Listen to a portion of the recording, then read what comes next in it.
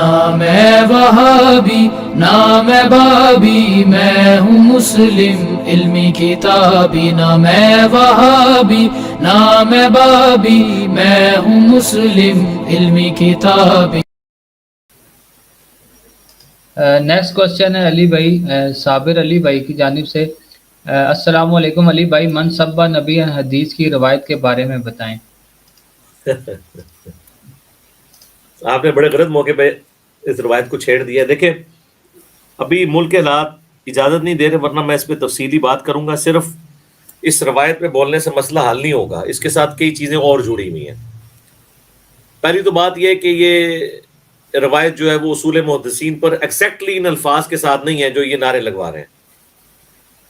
من سبہ نبی فاقتلوہ، یہ لگا رہے ہیں نا، تو من سبہ من انبیاء اس طرح کر کے الفاظ ہیں، نبی من انبیاء فاقتلوہ یوں کر کے الفاظ ہیں المعجم الصغیر طبرانی میں، اور یہ الفاظ ہیں جی ہاں، من سبہ نبی من الانبیاء فاقتلوہ، یہ الفاظ ہیں جو روایت میں موجود ہیں، المعجم الاوسط میں موجود ہیں، المعجم الصغیر کے اندر موجود ہیں، اور جو لوگ یہ پیش کر رہے ہیں وہ خود بھی مانتے ہیں یہ روایت کمزور ہے۔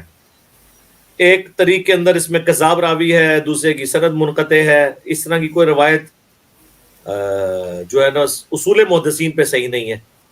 باقی یہ 30-35 کتابوں کے جو حوالے دے رہے ہیں وہ سارے نقال ہیں، حدیث کی کتاب اس میں یہی ہے المعجم الصغیر اور المعجم الاوسط امام طبرانی کی، یہ دونوں میں موجود ہے، تو وہ روایت تو کمزور ہے۔ باقی اس سے زیادہ مضبوط روایتیں موجود ہیں، جس طرح سنن ابی داؤد میں حضرت ابوبکر صدیق رضی اللہ تعالیٰ عنہ کا فتویٰ موجود ہے کہ یہ نبی علیہ السلام کا حق ہے کہ اگر ان کو کوئی گالی دے تو اسے قتل کیا جائے، اگر کوئی مجھے گالی دیتا ہے تو میرا یہ حق نہیں ہے۔ وہ ایک جھگڑے کے معاملے میں حضرت ابوبکر نے کہا، یا تو لوگ صحابہ کو گالی دینے کے وہ لوگوں کو قتل کر رہے ہیں، تو یہ تو جذباتی ہے۔ اور مجھے بتائیں یہ جتنے اس طرح کے ڈرامہ بازیاں ہمارے ملک میں ہو رہی ہیں زیادہ تر معاملات میں، اس میں نبی کو گالی تو کسی نے بھی نہیں دی ہوتی، تو یہ یعنی ایون یہ جو سری لنکا والا واقعہ ہوا ہے اس میں سٹیکر اتارنے سے نبی کو گالی کیسے ہو گئی؟ لہٰذا اس جگہ پہ یہ حدیث پڑھنا جہالت کی نشانی ہے، اس کے ساتھ لینا دینا ہی اس کا کچھ نہیں ہے۔ اور سٹیکر پہ تو میں نے چیلنج کیا ہے کہ مجھے کوئی بریلوی اجازت دے نا کہ میں اس کی مسجد کے باہر یا اللہ مدد والا سٹیکر لگا کے بتا دوں، اندر نہیں باہر ہی پھاڑ دیں گے۔ اور کوئی اہل حدیث اجازت دے کہ لبیک یا رسول اللہ کا سٹیکر لگاؤں، تو ایک دوسرے کے سٹیکر پھاڑ دیتے ہیں، ایک دوسرے کے جلسوں کے سٹیکر پھاڑ دیتے ہیں، ٹھیک ہے جی۔ تو یہ اس چیزوں میں نہیں آتے، یہ انشاءاللہ کبھی موقع ملا تو میں اس پہ تفصیلی گفتگو کروں گا۔ جو قرآن و سنت میں اس طرح کے واقعات بھی ملتے ہیں نا، وہ فساد فی الارض کے کانٹیکسٹ میں، جنگ کے دوران کعب بن اشرف کا جو قتل والا واقعہ ہے تو وہ اسپیسیفکلی وہ واقعات ہیں، ورنہ سب سے کریٹیکل ایشو تو عبداللہ ابن ابی کا تھا۔ اس کے بارے میں آپ دیکھ لیں، اس کا تو قرآن میں رپورٹ ہوا ہے کہ سورۃ المنافقون کے اندر اس نے کہا تھا جب ہم عزت والے مدینے میں جائیں گے تو مدینے سے ذلیلوں کو نکال دیں گے۔ اب یہ سیدھا سیدھا نبی علیہ السلام ان کے ساتھیوں کو گالی تھی، قرآن نے اس کے الفاظ نقل کیے ہیں اور بخاری میں الفاظ موجود ہیں۔ جب ایک صحابی نے آ کے زید بن ارقم نے بیان کیا تو لوگ نبی علیہ السلام نے اس کی طرف توجہ نہیں دی، پھر اللہ تعالیٰ نے ان کی حق میں یہ آیت نازل کی اور نبی علیہ السلام نے اس کو کوئی قتل نہیں کروایا۔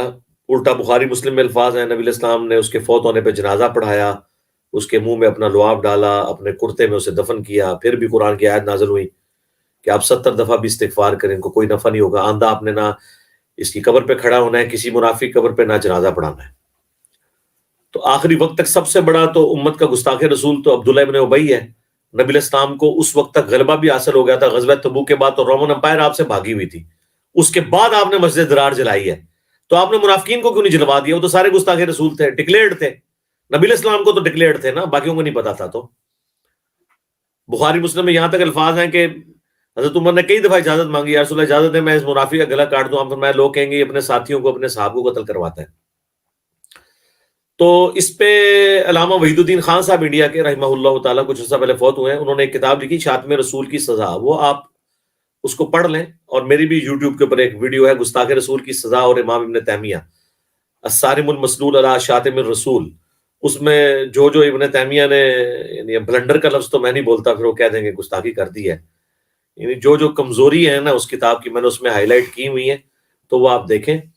باقی آپ دیکھ لیں گالی کوئی نہیں دے رہا ہوتا، خام خواہ اس کو گالی خود یہ بنا لیتے ہیں، خود نبی علیہ السلام کو یہ بدنام کر رہے ہیں اس طرح کی چیزوں۔ ہمارے نبی علیہ السلام اس چیز کے محتاج نہیں ہے کہ آپ ان چھوٹی چھوٹی باتوں کے اوپر ان کی عزت کو سمجھیں کہ اسٹیک پہ لگ گئی ہے۔ اس لوگوں کی اپنی ڈیفینیشن ہے، اس کو تو چھوڑ دیں۔ بریلویوں کے نزدیک تو جو نبی علیہ السلام کو حاضر و ناظر نہ مانے، ان کا علم غیب نہ مانے، وہ بھی گستاخ رسول ہے۔ تو اس حساب سے تو سارے اہل حدیث واجب القتل ہیں ان کے نزدیک، تو یہ معاملہ تھمے گا نہیں۔ تو اس لیے اس موقع پر بس اتنا ہی کافی ہے۔ اب دیکھیں بڑے بڑے چیمپئن تھے، اب سامنے نکلے نا، کیوں نہیں بول رہے اس کے اوپر؟ جو چھوٹی چھوٹی باتوں میں ویڈیوز ریکارڈ کرواتے تھے۔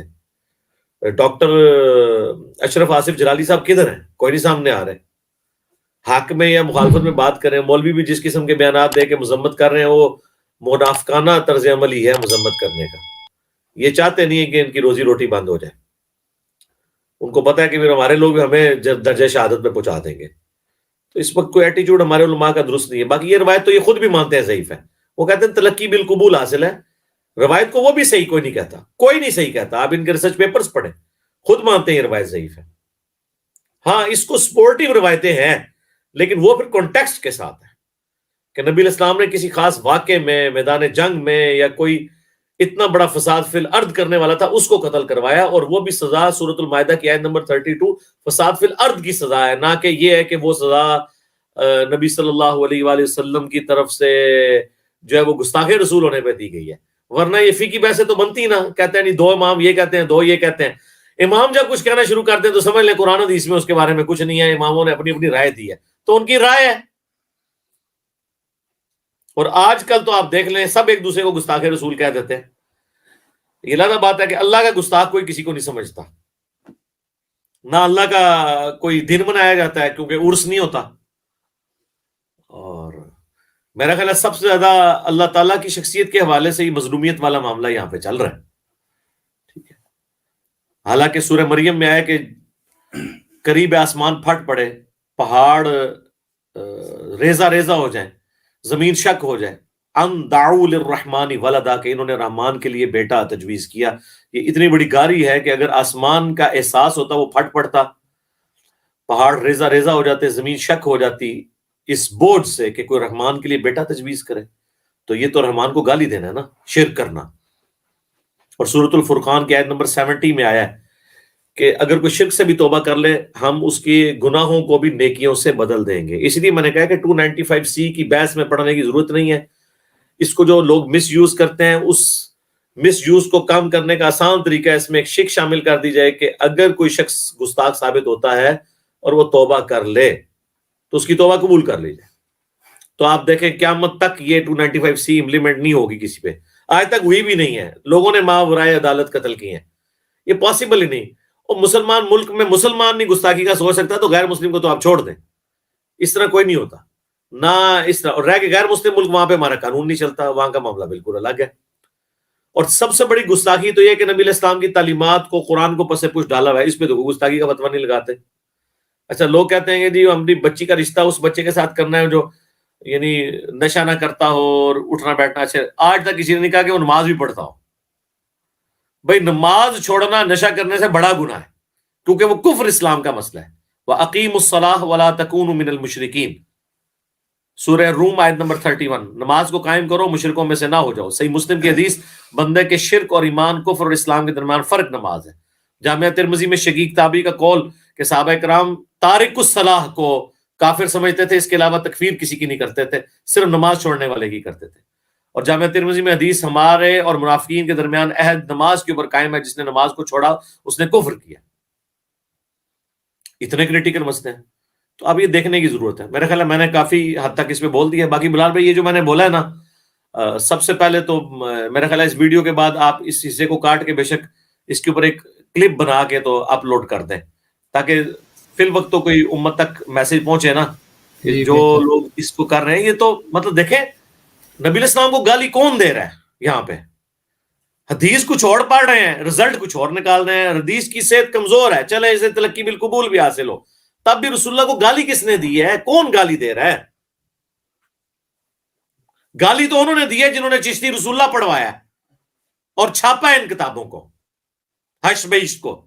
گالی انہوں نے دی ہے جنہوں نے کشف المحجوب کے اندر نبی علیہ السلام کی بیوی کے بارے میں، بہو کے بارے میں منہ بولی اسکینڈل حضور کے ساتھ لکھا ہے، زینب اور حضرت زید کا رضی اللہ عنہما علیہم السلام. ٹھیک ہے جی.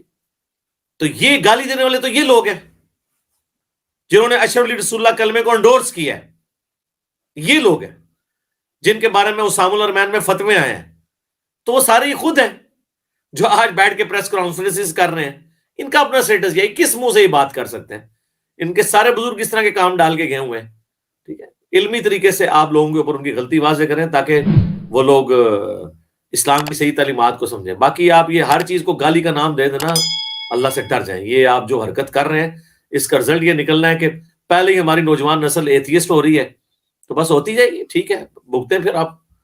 ٹھیک ہے، آپ کے نامہ مال میں جائے گا. ہاں، یہ جو کچھ ابھی واقعہ ہوا ہے تو یہ سری لنکا میں کتنے لوگوں نے اسلام قبول کر لیا اس واقعے کے بعد؟ ذرا دیکھیں غیر مسلم ملکوں کے اندر مسلمانوں کی کیا حالت ہوئی ہے اس وقت. ایون سری لنکن پاکستانی مسلمانوں کو اچھی نظر سے نہیں دیکھ رہے. آپ نے تو بلکہ بلال بھائی اگلے دن جو لائیو سیشن کیا وہ میں نے بھی سنا ہے، اس میں آپ دیکھ لیں کیا حالت ہوئی ہے پاکستانیوں کی. ٹھیک ہے. ہاں، تو ابھی بھی ان کو یاد نہیں آ رہی ہے. اور میں پھر یہ اس گفتگو کو کنکلوڈ کرتے ہوئے کہوں گا، سب سے بڑی مجرم ہماری ریاست ہے، ریاستی ادارے ہیں، اس کے بعد مذہبی پیشوا اور جماعتیں ہیں، اور اس کے بعد عوام الناس ہے. یہ جو کچھ ہو رہا ہے یہ انہوں نے ہمارے ساتھ یہ ظلم کیا اور ہمیں اس آگ میں دھکیلا ہے. اور یہ اللہ کے حضور جواب دے ہوں گے اگر انہوں نے اپنے پرانے گناہوں پہ توبہ کر کے اپنی ڈائریکشن ٹھیک نہ کی. گناہوں پہ تو توبہ پرائم منسٹر کی زبان سے کروا رہے ہیں، لیکن اپنی ڈائریکشن کو بھی سیدھا کریں. ابھی بھی مجھے نہیں لگ رہا ہے کہ ان کو اس طریقے سے ہوش آئی ہے جس طرح کی آنی چاہیے. تو ہم دعا ہی کرتے ہیں.